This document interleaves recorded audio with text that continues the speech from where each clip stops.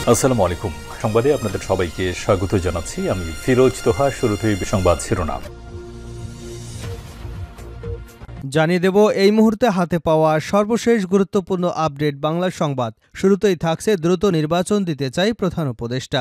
অন্তর্বর্তী সরকারের মেয়াদ যত কম হয় ততই ভালো বলে জানিয়েছেন প্রধান উপদেষ্টা অধ্যাপক ডক্টর মোহাম্মদ ইউনূস। তিনি বলেছেন, আমরা অন্তর্বর্তী সরকারে রয়েছি, তাই আমাদের মেয়াদ যত কম হয় ততই ভালো। আমরা দ্রুত নির্বাচন দিতে চাই। এবারে জানাবো, হাজী সেলিমের ছেলে সাবেক এমপি সুলাইমান গ্রেপ্তার। ঢাকা ৭ আসনের আওয়ামী লীগের সাবেক সংসদ সদস্য সুলাইমান সেলিমকে গ্রেপ্তার করেছে পুলিশ। সুলাইমান সেলিম ওই আসনের সাবেক এমপি হাজী সেলিমের বড় ছেলে। গতকাল বুধবার গভীর রাতে রাজধানীর গুলশানের একটি বাসা থেকে সুলাইমান সেলিমকে গ্রেপ্তার করে চকবাজার থানা পুলিশ। জানাবো, শ্রমিক আন্দোলনে ইন্ধন দেওয়ার অভিযোগে টি&জেড গ্রুপের পরিচালক গ্রেপ্তার। গাজীপুরে শ্রমিক আন্দোলনে ইন্ধন দেওয়ার অভিযোগে টি&জেড গ্রুপের পরিচালক মোহাম্মদ আব্দুল হালিমকে গ্রেপ্তার করা হয়েছে। এছাড়াও টানা ৩ দিন মহাসড়কে অবরোধ করে ভাঙচুর এবং জনদুর্ভোগ সৃষ্টি এবং প্রায় ৬৫ কোটি টাকা আত্মসাতের অভিযোগ রয়েছে এ পরিচালকের বিরুদ্ধে। এদিকে শেখ হাসিনা সরকারের সম্মতিতেই হয়েছে বিডিআর হত্যাকাণ্ড। পিলখানা হত্যাকাণ্ডের ২ বছর আগে থেকেই এর পরিকল্পনা করা হয়। দেশের ইতিহাসে নৃশংসতম ঘটনার পরিকল্পনা বাস্তবায়নের জন্য ২০০৭ সালে বিপদগামী বিডিআর সদস্যরা ব্যারিস্টার ফজলে তাপসের সঙ্গে যোগাযোগ করেন। হত্যাকাণ্ড সংঘটিত হবার আগে বেশ কয়েকবার তাপসের সঙ্গে বৈঠক হয়। সর্বশেষ ২০০৯ সালের ২২শে ফেব্রুয়ারি স্থানীয় আওয়ামী লীগ নেতা এবং সাবেক বিডিআর সদস্য তুরাব আলীর বাড়িতে অনুষ্ঠিত বৈঠকে তাপস বিডিআরের ডিজি এবং তার স্ত্রীকে হত্যার পরিকল্পনার অনুমোদন করেন। এবারে থাকছে ৩ দিন নিখোঁজ শিল্পপতি মিলল লাশের ৭ টুকরো। নারায়ণগঞ্জের রূপগঞ্জে একটি লেক থেকে পলিথিনের ব্যাগে মোড়ানো এক ব্যক্তির ৭ টুকরো মরদেহ উদ্ধার করা হয়েছে।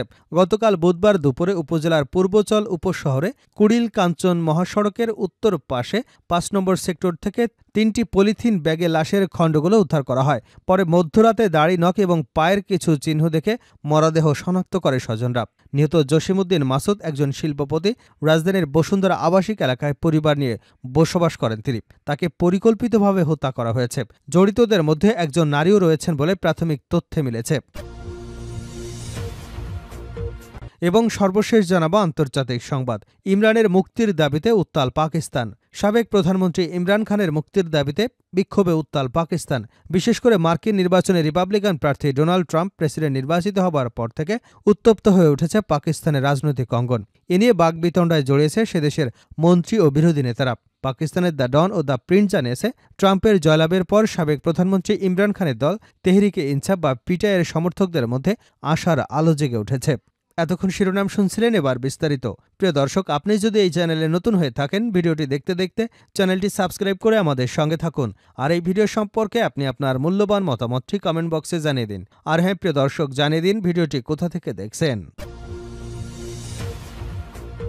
দ্রুত নির্বাচন দিতে চাই প্রধান উপদেষ্টা। অন্তর্বর্তী সরকারের মেয়াদ যত কম ততই ভালো বলে জানিয়েছেন প্রধান উপদেষ্টা অধ্যাপক ডক্টর মোহাম্মদ ইউনূস। তিনি বলেছেন, আমরা অন্তর্বর্তী সরকারে রয়েছি, তাই আমাদের মেয়াদ যত কম ততই ভালো। আমরা দ্রুত নির্বাচন দিতে চাই। গতকাল বুধবার আজারবাইজানের রাজধানী বাকুতে COP29 সম্মেলনের ফাঁকে বার্তা সংস্থা এপিকে দেওয়া এক সাক্ষাৎকারে অন্তর্বর্তী সরকারের মেয়াদ কতদিন থাকবে এমন প্রশ্নের উত্তরে এ মন্তব্য করেন তিনি। সাক্ষাৎকারে ডক্টর মোহাম্মদ ইউনূস বলেন, স্বৈরাচারী সরকারের পতনের পর বাংলাদেশের নির্বাচন ব্যবস্থা সহ রাষ্ট্রের গুরুত্বপূর্ণ সংস্কার করতে হবে। এরপর নির্বাচন দেওয়া হবে। নির্বাচন নির্ভর করছে সংস্কারের গতির উপর। সাংবিধানিক সংস্কারে দেশের সবাইকে এক হতে হবে জানিয়ে উপদেষ্টা বলেন, যাতে সরকার, সংসদ, নির্বাচনী বিধি কেমন হবে এ বিষয়ে একমত হওয়া যায়। এসব খুব দ্রুত শেষ করতে হবে। তিনি আরও বলেন, সরকারের দায়িত্ব নেওয়ার পর আমরা দেশকে ভোটের জন্য প্রস্তুত করবার প্রতিশ্রুতি দিয়েছিলাম। প্রস্তুতি শেষ হবার সঙ্গে সঙ্গে নির্বাচন দেওয়া হবে এবং নির্বাচিত লোকেরা দেশ পরিচালনা করতে পারবেন। বাংলাদেশের বিভিন্ন সেক্টরে অস্থিতিশীলতার বিষয়ে ডক্টর ইউনূস বলেন, যে কোনো সরকারই এ বিষয়ে উদ্বিগ্ন থাকবে। তার সরকারও এ বিষয়ে উদ্বিগ্ন আছে, তবে এটি সমাধান করতে এবং একটি শান্তিপূর্ণ আইনশৃঙ্খলার পরিবেশ বজায় রাখতে পারবেন বলে আশা প্রকাশ করেন তিনি। উল্লেখ্য, জুলাই-আগস্ট মাসে সংঘটিত ছাত্র জনতার গণঅভ্যুত্থানের মুখে ক্ষমতা ছেড়ে পদত্যাগ করে ভারতে পালিয়ে যান সাবেক প্রধানমন্ত্রী শেখ হাসিনা। গত ৫ই আগস্ট তিনি দেশ ছেড়ে চলে যান। এরপর দেশে অন্তর্বর্তী সরকার গঠিত হয় এবং ডক্টর মোহাম্মদ ইউনূস এই সরকারের প্রধান উপদেষ্টা হিসেবে দায়িত্ব পালন করছেন। হাজী সেলিমের ছেলে সাবেক এমপি সুলাইমান গ্রেপ্তার। ঢাকা ৭ আসনের আওয়ামী লীগের সাবেক সংসদ সদস্য সুলাইমান সেলিমকে গ্রেপ্তার করেছে পুলিশ। সুলাইমান সেলিম ওই আসনের সাবেক এমপি হাজী সেলিমের বড় ছেলে।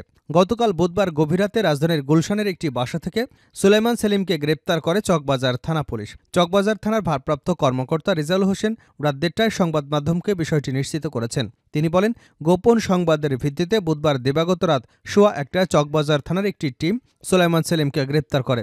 গত ৫ই আগস্ট শেখ হাসিনা সরকারের পতনের পর হাজী সেলিম পুত্র সুলাইমান সেলিম গ্রেপ্তার এড়াতে আত্মগোপনে চলে যান। এর আগে তার বাবা হাজী সেলিম গত ১ সেপ্টেম্বর দিনগত রাতে রাজধানীর বংশাল এলাকা থেকে গ্রেপ্তার হন। গত একাদশ জাতীয় সংসদ নির্বাচনে হাজী সেলিম মনোনয়ন ফর্ম সংগ্রহের পাশাপাশি দুই ছেলেও একই আসনে মনোনয়ন ফর্ম সংগ্রহ করেন। শেষ পর্যন্ত ওই আসনে নৌকার মনোনয়ন পান সুলাইমান সেলিম। শ্রমিক আন্দোলনে ইন্ধন দেওয়ার অভিযোগে টি-এন-জেড গ্রুপের পরিচালক গ্রেপ্তার। গাজীপুরে শ্রমিক আন্দোলনে ইন্ধন দেওয়ার অভিযোগে টি-এন-জেড গ্রুপের পরিচালক মোহাম্মদ আব্দুল হালিমকে গ্রেপ্তার করা হয়েছে। এছাড়া টানা ৩ দিন মহাসড়কে অবরোধ করে ভাঙচুর ও জনদুর্ভোগ সৃষ্টি এবং প্রায় ৬৫ কোটি টাকা আত্মসাতের অভিযোগ এই পরিচালকের বিরুদ্ধে। বুধবার বিকাল ১০টার দিকে রিমান্ড চেয়ে তাকে আদালতে পাঠিয়েছে গাজীপুর মেট্রোপলিটন পুলিশের বাসন থানা পুলিশ। গ্রেপ্তার হওয়া আব্দুল হালিম চট্টগ্রাম হালিশহর এলাকার মরহুম আব্দুস সাত্তারের ছেলে। জানা গেছে, গাজীপুর মহানগরীর মুগুরখাল এলাকায় টি-এন-জেড গ্রুপের ৫টি কারখানার শ্রমিকরা বকেয়া বেতন ভাতা পরিশোধের দাবিতে গত শনিবার সকাল ৯টা হতে সোমবার রাত ১০টা পর্যন্ত প্রায় ৬০ ঘণ্টা ঢাকা ময়মনসিংহ মহাসড়ক অবরোধ করেন। এতে জনদুর্ভোগ সৃষ্টি হয়। এ সময় তারা কয়েকটি কারখানা ভাঙচুর করেন। এর জেরে ওই গ্রুপের ৫টি সহ আশপাশের অন্তত ৪৫টি কারখানা বন্ধ হয়ে যায়। পরে শ্রম মন্ত্রণালয়ের উদ্যোগে শ্রমিকদের পাওনা পরিশোধের ব্যবস্থা করা হলে শ্রমিকরা অবরোধ প্রত্যাহার করলে পরিস্থিতি স্বাভাবিক হয়। পরে অন্য কোনো কারখানা চালু হলেও টি-এন-জেড অ্যাপারেলস লিমিটেড গ্রুপের বন্ধ হওয়া কারখানাগুলো এখনও বন্ধ রয়েছে। জিএমপির বাসন থানার ওসি রাহেলুল ইসলাম বলেন, টি-এন-জেড গ্রুপের চেয়ারম্যান আব্দুল হালিমের বিরুদ্ধে শ্রমিকদের ইন্ধন দিয়ে টানা ৩ দিন মহাসড়কে অবরোধ করে ভাঙচুর ও জনদুর্ভোগ সৃষ্টি এবং প্রতারণার মাধ্যমে ওই প্রতিষ্ঠানের প্রায় ৬৫ কোটি টাকা আত্মসাতের অভিযোগ রয়েছে। এ ব্যাপারে বিশেষ ক্ষমতা আইনসহ পৃথক ২টি মামলায় দায়ের করা হয়েছে। তাকে ১০ দিনের রিমান্ডে চেয়ে চিফ মেট্রোপলিটন ম্যাজিস্ট্রেটের আদালতের মাধ্যমে পাঠানো হয়েছে। আদালত রিমান্ডের শুনানির জন্য বৃহস্পতিবার দিন ধার্য করেছেন। হাসিনা সরকারের সম্মতিতেই হত্যাকাণ্ড, ফিরে দেখা পিলখানা ট্র্যাজেডি। পিলখানা হত্যাকাণ্ডের ২ বছর আগে থেকে এর পরিকল্পনা করা হয়। দেশের ইতিহাসে নৃশংসতম ঘটনার পরিকল্পনা বাস্তবায়নের জন্য ২০০৭ সালেই বিপদগামী বিডিআর সদস্যরা ব্যারিস্টার ফজলিনুর তাপসের সঙ্গে যোগাযোগ করেন। হত্যাকাণ্ড সংঘটিত হবার আগে বেশ কয়েকবার তাপসের সঙ্গে তাদের বৈঠক হয়।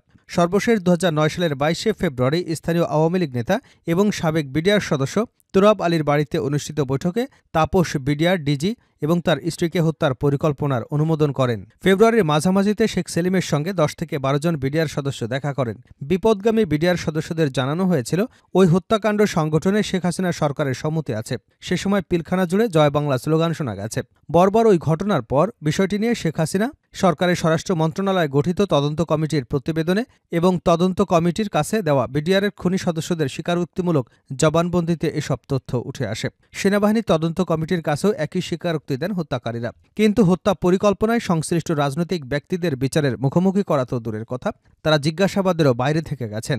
২০০৯ সালের ২৫ ও ২৬শে ফেব্রুয়ারি বিডিআরে ঢাকার পিলখানা সদর দপ্তরে বিডিআর বিদ্রোহের নামে তৎকালীন বিডিআর পরিচালক মেজর জেনারেল শাকিল আহমেদ সহ ৫৮ জন সেনা সদস্যকে নৃশংসভাবে হত্যা করে লাশ গুম করা হয়। হত্যা করা হয় মেজর জেনারেল শাকিল আহমেদের স্ত্রী নাজনীন হোসেন শাকিলকেও। ওই বছরের ২রা মার্চ স্বরাষ্ট্র মন্ত্রণালয়ের সাবেক সচিব আনিচুজ্জামানকে সভাপতি এবং স্বরাষ্ট্র মন্ত্রণালয়ের অতিরিক্ত সচিবকে সদস্য সচিব করে ১০ সদস্যের তদন্ত কমিটি গঠন করা হয়। কমিটিতে সশস্ত্র বাহিনীর ৩ জন প্রতিনিধিও রাখা হয়। ওই ৩ জন প্রতিনিধির অন্যতম ছিলেন ব্রিগেডিয়ার জেনারেল হাসান নাসির। হাসান নাসির গতকাল বুধবার কালের কণ্ঠের এক প্রশ্নের জবাবে বলেন, তদন্তে হত্যাকাণ্ড পরিকল্পনার সঙ্গে ব্যারিস্টার তাপস সহ আরও কয়েকজন রাজনৈতিক ব্যক্তির সংশ্লিষ্টতা পাওয়া গেলেও তাদের জিজ্ঞাসাবাদ করা যায়নি। তদন্ত কমিটির কাছে এসেছিল আওয়ামী লীগ নেতা জাহাঙ্গীর কবির নানক ও কামরুল ইসলাম। কমিটির সভাপতি এ দুজনকে দায়সারা গোছের কিছু প্রশ্ন করে হ্যাঁ না ধরনের জবাব পান। এটি ছিল শুধু আনুষ্ঠানিকতা, আমাদেরকে প্রশ্ন করতে দেওয়া হয়নি। তিনি আরও বলেন, বিডিআর হত্যাকাণ্ডের পরিকল্পনার সঙ্গে ব্যারিস্টার তাপস ছাড়াও আওয়ামী লীগের নেতা শেখ সেলিম, মির্জা আজম, ২৬শে ফেব্রুয়ারি ২ জন মহিলা সংসদ সদস্য, যেসব আওয়ামী লীগ নেতা পিলখানায় ঢুকেছিল তারা সবাই জড়িত ছিল বলে আমরা মনে করি। ওই ঘটনা তদন্তে লেফটেন্যান্ট জেনারেল জাহাঙ্গীর আলম চৌধুরীর নেতৃত্বে যে সেনাবাহিনীর কমিটি করা হয় সেই কমিটির অন্যতম সদস্য ছিলেন lieutenant colonel AKM Shamsul Islam Shams. তিনি কালের কণ্ঠকে বলেন, হত্যাকাণ্ডে অংশ নেওয়া বিডিআর সদস্যরা আমাদের তদন্ত কমিটির কাছে যে স্বীকারোক্তি দেন তাতে স্পষ্ট হয় যে হত্যা পরিকল্পনার সঙ্গে আওয়ামী লীগের নেতারা জড়িত ছিলেন। বিডিআরের দাবি, ক্ষোভ থেকে এই নৃশংস ঘটনা ঘটেনি। এটি ছিল সেনাবাহিনীকে ধ্বংস করতে, দেশকে অকার্যকর করতে বিদেশি ষড়যন্ত্রের ফল। এক্ষেত্রে আওয়ামী লীগকে কাজে লাগানো হয়েছে। সেনাবাহিনী তদন্ত কর্মকর্তাকে তৎকালীন সেনাপ্রধান জেনারেল মইনুল আহমেদ এবং 5 অক্টোবর নিজের ইউটিউব চ্যানেলে বলেন, বিডিআর বিদ্রোহের ঘটনায় আমি যখন তদন্তের আদেশ দেই তখন আমাকে বলা হয়, যখন সরকারই এ বিষয়ে তদন্ত করছে তখন সেনাবাহিনী থেকে তদন্তের প্রয়োজনটা কি? ওই তদন্ত করতে সরকারের কাছ থেকে সাহায্য প্রয়োজন, তা আমরা পাইনি। অবশ্য পিলখানা হত্যাকাণ্ডে জেনারেল মইনের ভূমিকাও সন্দেহমুক্ত নয়, এমনটাই মনে করেন বিশ্লেষকরা।